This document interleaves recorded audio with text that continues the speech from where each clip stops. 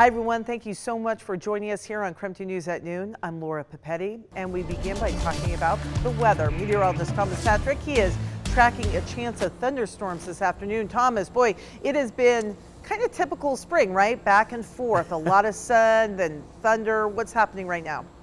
Yeah, right now, if you didn't know there was a rain chance today, you'd probably go outside in Spokane and be like, wow, what a wonderful day today. Just a few fair weather cumulus overhead. Should be easy sailing. Well, not so fast. You want to account for that chance for scattered showers later on this afternoon. It might not be all that unlike what we had yesterday on Mother's Day. So use that as the baseline for our forecast here. Let's jump right into Doppler radar because it is not void of action. Let's actually start over kind of the southern reaches here from the Blue Mountains out towards Grangeville to Orofino. This is where most of our scattered showers and thunderstorms are currently going. You see all the lightning strikes that are popping up in some of these embedded cells. So this is where most of the action is going to be felt today over far southeastern Washington and then into this north central Idaho region. So that's where the most stuff is going to be. Meanwhile, we pan all the way up to the north here, a few spotty showers in our northernmost area. So Bonners Ferry to Colville and Kettle Falls, you're seeing some showers nearby. Meanwhile, right here in Spokane, pretty blue sky day at the moment. We're not out of the woods here, but our chances for rain are a bit lower compared to those other regions that I just showed you here in the inland northwest. Coming up, I'll show you how our computer model simulates the showers for today, and we'll have more chances for tomorrow as well. But here's where your high temperatures are likely going to end up in the low to mid 60s across most of the inland northwest. All right, stocks surged today as investors reacted to news of a tariff agreement between the U.S. and China. Both sides have agreed to substantially lower their tariffs as negotiations continue over the next 3 months. And we're taking a live look at the Dow right now. As you can see, stocks are up. It comes as the president is also announcing a plan to lower the cost of prescription drugs. Natalie Brand is tracking it all right now from the White House. The Treasury Secretary had initially downplayed expectations for a major breakthrough heading into this weekend's meeting with Chinese counterparts, but now the White House is calling this an extraordinary step in the right direction. President Trump is touting a temporary trade deal with China, even as the toughest part of negotiations are still ahead. The talks in Geneva were very friendly. The relationship is very good. We're not looking to hurt China. Under the agreement, the U.S. will lower its 145% tariff on Chinese goods to 30%. The retaliatory tariff China imposed on the U.S. will come down to 10% for 90 days while talks continue. The biggest thing that we're discussing is the opening up China, and they've agreed to do that. But it's going to take a while to paper it. You know, that's not the easiest thing to paper. Ongoing negotiations are expected to address the U.S.'s nearly $300 billion trade deficit with China, unfair trade practices, and fentanyl. As long as there is good faith effort, engagement, and constructive dialogue, then we will keep moving forward. The president also announced this morning a new executive order aimed at reducing the cost of prescription drugs by trying to match U.S. prices to what other countries pay.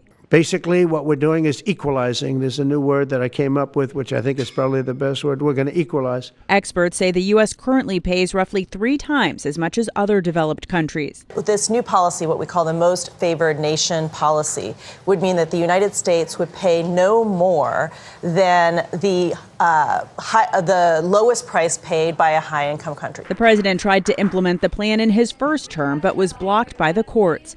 Now, following that news conference, the president left for the Middle East for his first official scheduled international trip of his second administration. His first stop will be Saudi Arabia. He will also visit Qatar and the United Arab Emirates. Natalie Brand, CBS News, the White House.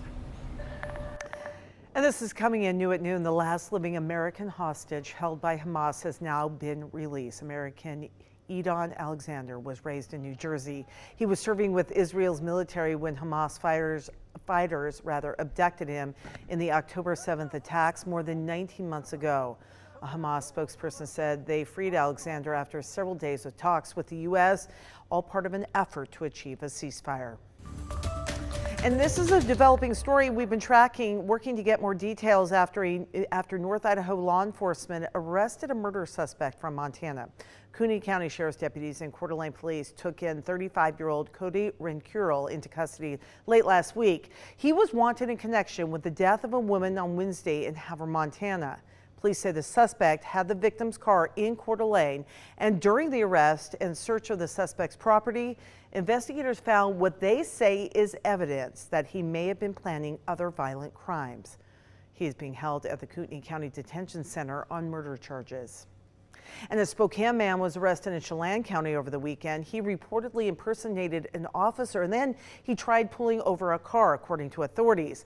A driver called WSP and said an unmarked car was trying to make a traffic stop.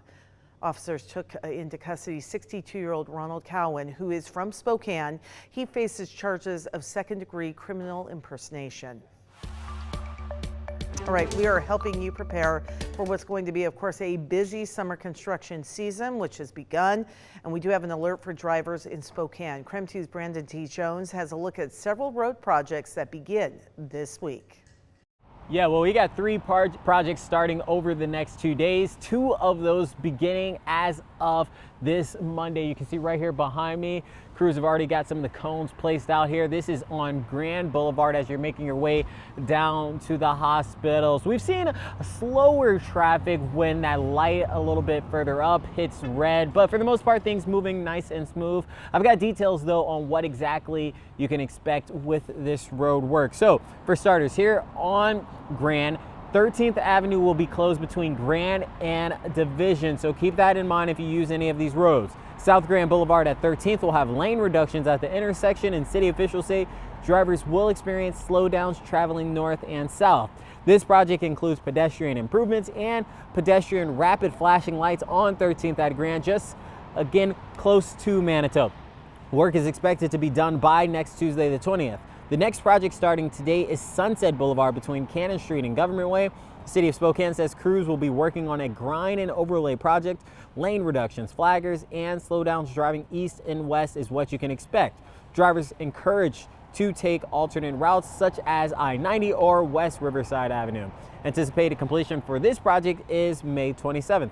The last project you need to know about begins tomorrow. That'll be at Cedar Street at 12th Avenue. It'll be another traffic calming project with an emphasis on pedestrian safety. So again, as construction season starts to pick up, just remember to give yourself a little bit of extra time if any of the roads you use are impacted to avoid further delays, and then also give these crews their necessary space so they can complete the project in a safe fashion. For now, reporting in Spokane, Brandon T. Jones, KREM 2 News.